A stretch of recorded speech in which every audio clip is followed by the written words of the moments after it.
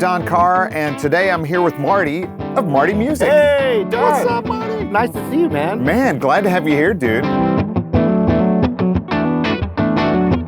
This is an amazing experience so far.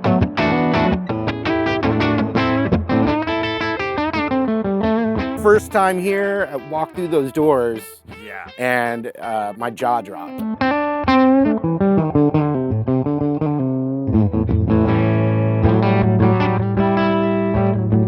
I'm grateful to be here, and thank you for having me.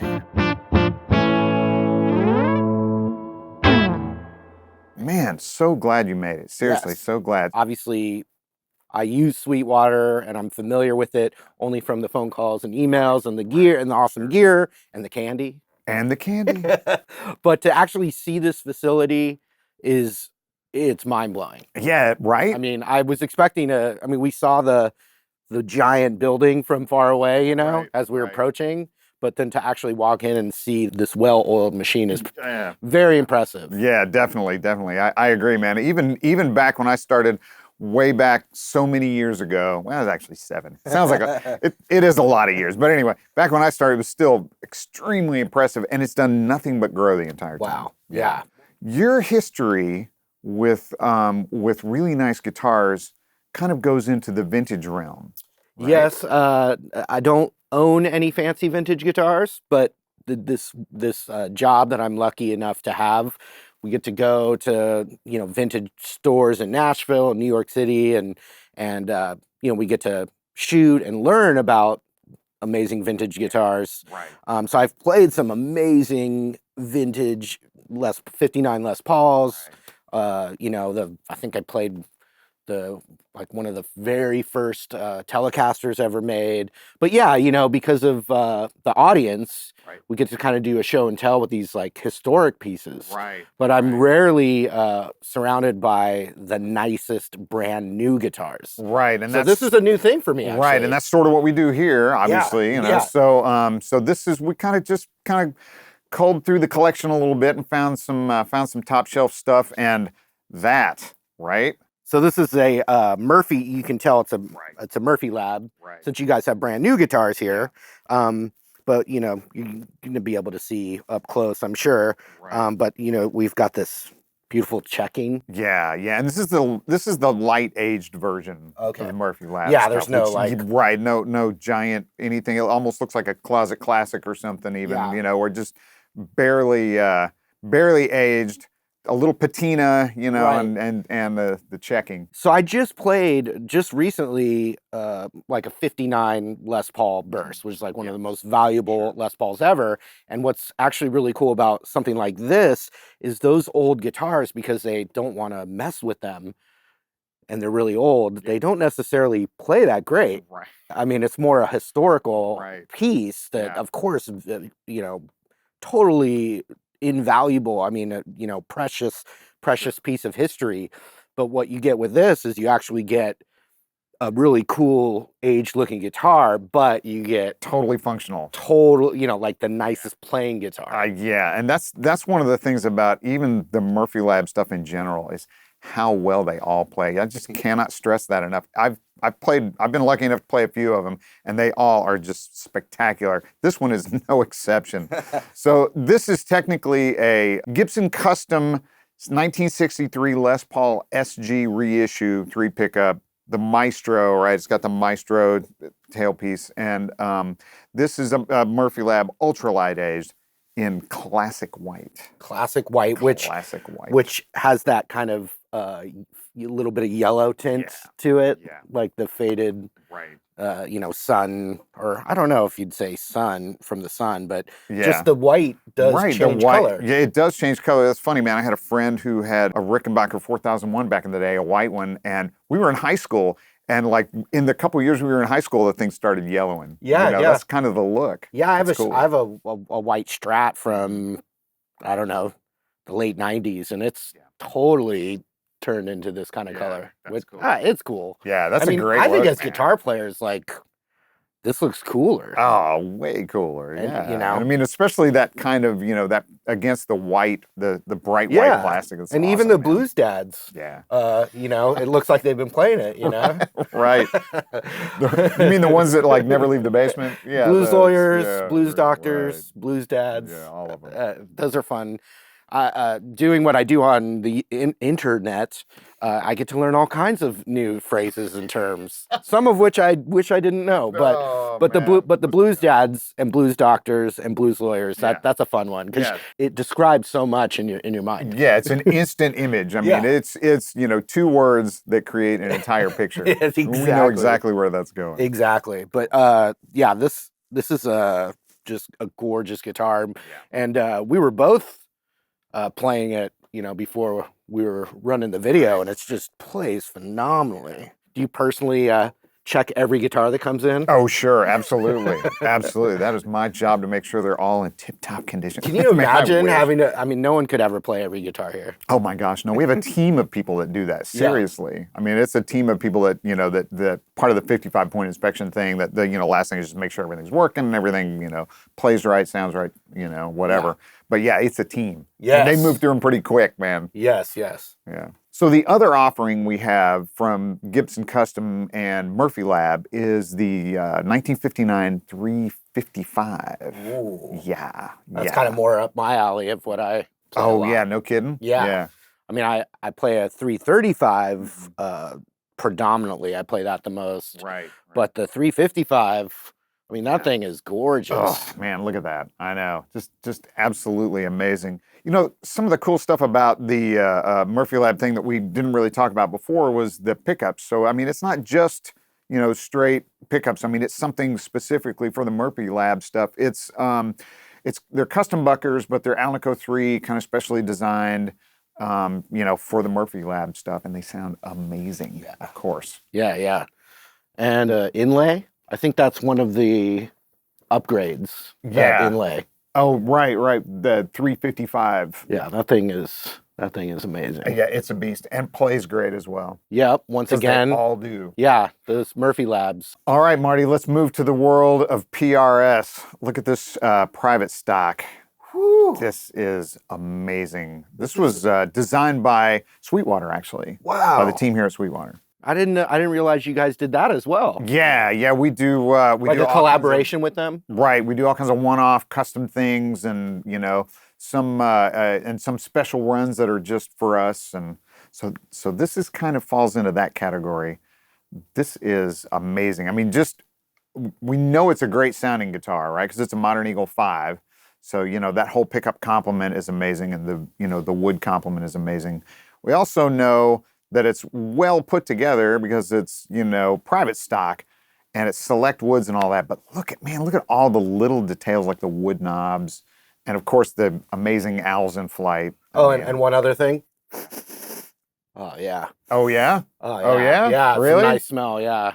Brand new guitar smell, you guys. I wish you could be. We don't have smell-o-vision yet. We're working on it, man. Yeah. It's worth it though for this, right? Yeah, right? for sure. No, I will say this: when we walked into the studio for the shoot, and you guys had literally just unboxed all these amazing guitars, I walked in and it was like a glorious smell of heaven. I think people can relate to that. I think so. And PRS smells different than Gibson.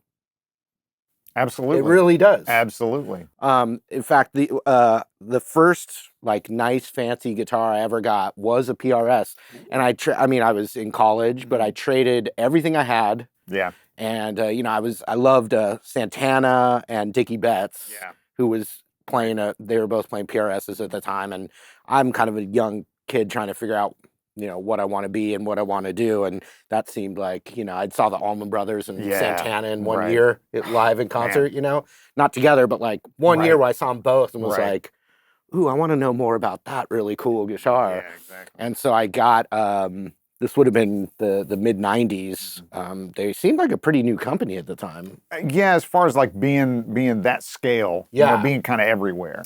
Yeah. But I can still, and I wasn't kidding when I have the sense memory of that first nice guitar I ever got. Yeah. And you know, and I jokingly in a lot of my video, you know, when it's Right. like a guitar, I'll, oh yeah, you know, sniff it. But The but new there- guitar smell, yeah, yeah. right? But Yeah. there is something to that. It's just like a when you hear a song that brings you back to a moment of time, like it's very powerful. It is, and it's. I mean, you know, to go a little deeper, it's interesting you say that because smell is really connected to memory. I mean, there's definitely like some scientific evidence. And there's smells we don't like in rock and roll. Yeah. Oh, but yeah. brings us back to sense memory too, like yeah. a bar in the daytime when you walk into a venue. Yeah, when it's lit and it's like, especially like it's hot. Yeah, you know? yeah. So anyway, that there's these owls on the inlay, and then as well as on that headstock there.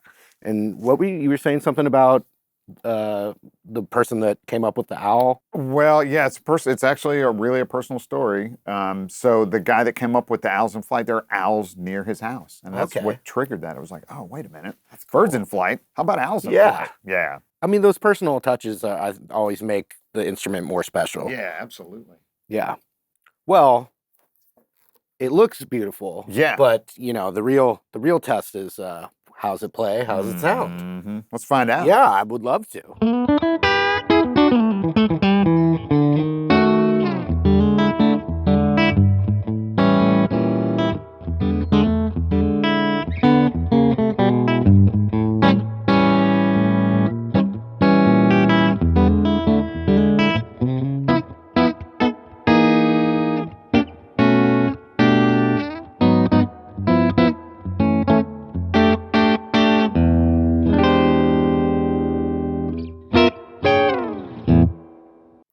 Okay, cool. Hey, let's stay with the PRS thing. Awesome. Right? So we've got the Hollowbody II 10-top charcoal. Look at that thing, man. Insane. It is so gorgeous, man. Love the top. Love the bird inlays. I mean, that's classic. That is the classic, man. That's the look. And the Hollowbody. Those are my favorite of. Well, I mean, you know, I'd lean towards that anyway, but.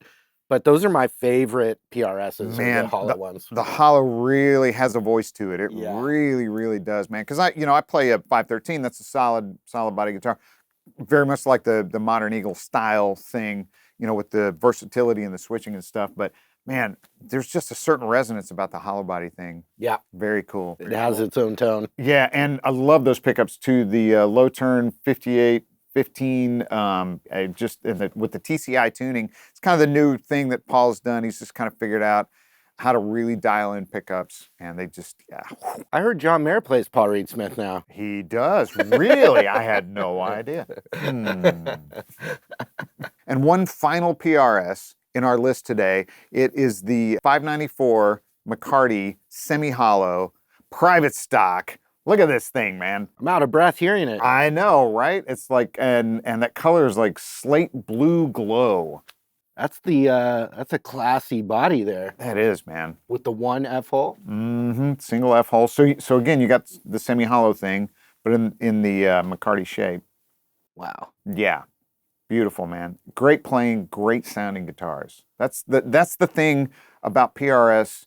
Like across the board that I've noticed is the consistency of how great they play and how great they sound. Yeah. They're functional instruments, definitely. Yes. Amazing. Yeah, and then every once in a while you get one that kind of nudges out over the top and it's like, whoa. Credit card comes out. That's it. No stopping at that point. Can't stop it. All right, so our final offering today is from Relish. This is the Jane. Man, there's so much to talk about on this guitar. It is amazing. First, I just have to go like that. Oh. Because it's cool. Dude, that's so space age right there, man. Yeah. Right? So that's a pickup selector right there? Yeah, that's your pickup selector. Go, man. No, I want there. I mean, that's just cool. It is cool. I like technology. That's fun. Kidding, man. And this aluminum frame. Okay. Right? So that's kind of the whole thing that holds it all together. And then the the neck and the back and the sides all kind of pieced together around that. But that is what allows for the whole pickup swapping thing. Right. Right? Because the pickups are kind of mounted to the frame on the inside, right? Right. Yeah. And pop the back off, man. There you go. And so I mean, look at that. That's incredible. And so man. basically you can just pop right. You pop Well, you the do it. pickups out. Well, I'm not gonna do it. No, but seriously, it's really not that big a deal. You just pop the pickups out. There you go. I Let Marty didn't do just it. break it. You did not Right? broken. Right? Not Don? broken. Not Help me, even. Don. Help me. You got it, man. Look at that, and it goes right back in. And so it's all magnetic. Exactly. Like So it's guitar player proof. So we can't screw it up. right. Right. Well, depends. We'll but, find a way. Within reason. Right. Someone can find a way, I'm sure. But yeah, but seriously. And so you can, like, you know, they've got all kinds of different pickups that are voiced to all manner of ways you can imagine. Pop them in. Easy enough, man. Wow. Yeah. The neck is one piece. That is actually bent. The headstock angle is bent. Wow. So much technology in this guitar, man. Very cool.